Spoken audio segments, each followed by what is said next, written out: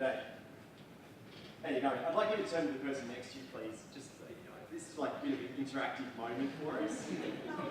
Yeah, that's going to be great. Hey, don't interrupt your presentation. So here's how we're going to play. Basically, the cheesier you do this, the more fun it is. Okay, so give me a cheesy smile for a moment. See how cheesy. Yeah, okay. So turn to the person next to you, give them a thumbs up and tell them, I like you. I like you. Okay. I know. It shouldn't have made a difference, right? But it did. Can you feel the love in the room? Okay, so what just changed is we just released some oxytocin, of our body's natural love chemical. And Fast Company magazine had a journalist test his oxytocin levels before using social media and after using social media for just 10 minutes. And what they found is that his oxytocin levels had risen to the equivalent of a groom on his wedding day in just 10 minutes of using social media. Now, I don't think it's a coincidence that Facebook has chosen the word like, and now when we use Facebook and engage on social media, we're giving someone a positive endorsement, we're saying, I like you. I think every one of us wants to feel important, valued, and understood. And architecture and design, at its best, is about creating spaces and moments where we can feel important, valued, and understood. And so what I've got is a quick slideshow of things where I feel architecture has conspired, or despite architectural design, people have conspired to making others feel important, valued, and understood. This is Governor's Island in New York, where they created a beach, where people created a beach so we could all sort of hang out and play. There's no beach in New York ordinarily, but design made it possible. Here's a breakdancer on the subway in New York. Here's just at the bottom of the slide there, we've got a drinking fountain that's been established in Sydney. And this is a community of people who don't know each other, who are chatting literally around a modern well. And I think that's really, it's really cool. I've heard someone refer to as spontaneous human collisions. Something as simple as a drinking fountain on a hot day can create spontaneous human collisions. This is Glenn's Espresso in Brisbane. Now what Glenn does is Glenn used to have him and one other person's serving coffee. And what he's done is he's created a sign, that white A4 sheet, that tells you how to write down your coffee order. You take a cup, you write your order on the side of the cup, you chat with Glenn, you work out how much the coffee costs. There's a wooden box that says till down on the right-hand side there, and you put your money in the till and you take your own change.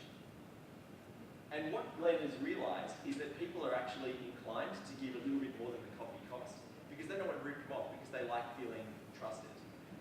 Does that make sense? And what was he paying the person to sit next to him? Probably $25 an hour. People would have to rip him off $150 a day before it stopped being a good deal. This is a tap dancing barista at Single Origin Cafe. I'm originally from Sydney. I live here in Melbourne now. But this barista breakdancing at Christmas time. And Frax Air Compressors gave away the front of their store to turn it into an extension of the coffee shop next door. And so basically, you can't quite see it, but the three lights there, that's the inside of an air compressor shop that now serves experimental coffee. How cool is that? So, this is my first night living in Melbourne, the White Knight. Can you imagine? If that was your first night living in Melbourne, what a rock star entry I got into this city. And I really love, and I moved to De Grave Street. Like, I live in an apartment, there's apartments above it. And I know, it's like it's where tourists go, right? But I'm from Sydney, so, and that's not 5 minutes, that's 4 minutes. So I chose to live on a laneway, and it's a credit to people, activists, who basically fought to defend laneways in your city, where in my home city, laneways were given over to developers, and we don't have that rich cultural touchstone that makes this place such a wonderful place to experiment and live in the CBD. I quite like activism. I love these signs I saw one day about 3 years ago. In a market, pedestrians have right of way. Pedestrians really do have right of way, like the second sign emphasised the first. The third sign emphasised the second. I think sometimes we need to do it, in terms of the openness and democratic nature of design, how expensive was this call flute that was like some kind of voting sign that someone has taken with a permanent marker and made it their own. In fact, I saw this on the outside of a building that was being developed. and someone had taken the architectural photos. You know these photos that you see, those sort of like made up photos of what a place will look like when it's finished? And someone wrote, do they look happy? I'm sure they do they look happy. And then someone else wrote that meeting, the same person carried on, what a load of shit. They don't necessarily, they're not convinced by the artist's rendition of what this public square will look like when it's finished. So I suppose that's fun, and to me that's democratic, and we're having conversations about design.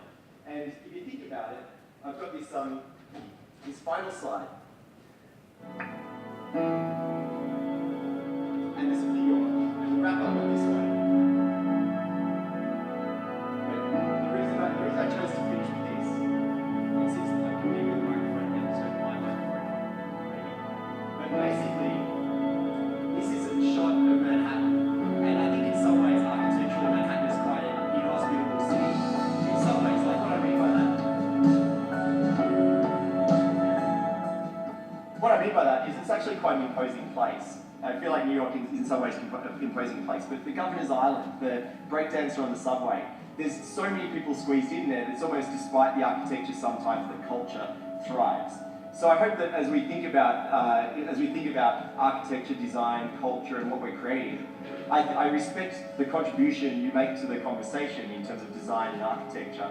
But as people who get to use it, I think every one of us, I think it ought to be democratic. And so as a futurist, I work with people to collaborate in creating visions of what works and what doesn't. So we can chat about that over here, but that is 6 minutes, which is probably a bit shorter than the others. And so we'll leave it at that.